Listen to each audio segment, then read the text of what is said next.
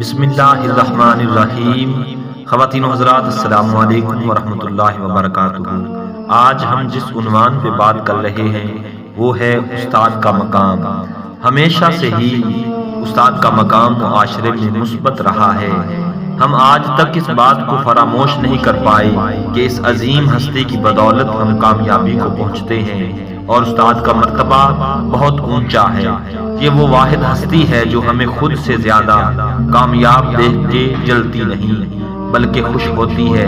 ہمیں کامیابی کے بعد استاد کی اس محنت کو یاد رکھنا چاہیے جو انہوں نے ہم پر کی ہوتی ہے۔ خواتین و حضرات، ایک دفعہ ابن انشا ٹوکیو کی ایک یونیورسٹی میں مقامی استاد سے گفتگو میں مصروف تھے۔ جب گفتگو اپنے اختتام کو پہنچی تو وہ استاد ابن انشا کو الوداع کرتے ہوئے یونیورسٹی کے باہری سین تک چل پڑا۔ ابھی یونیورسٹی کی حدود میں ہی تھے کہ دونوں باتیں کرتے کرتے ایک مقام پر کھڑے ہو گئے۔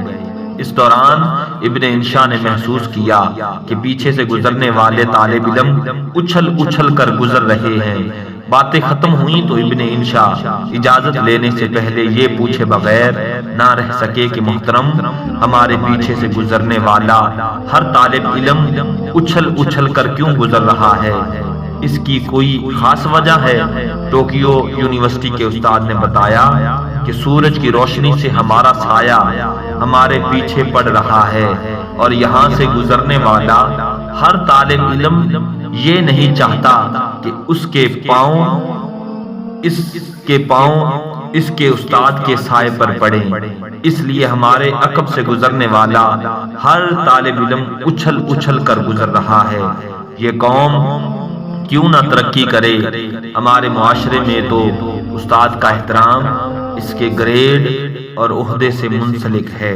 خواتین و حضرات، کائنات کے اندر استاد کی عظمت بہت زیادہ دیکھی اور سنی جاتی ہے۔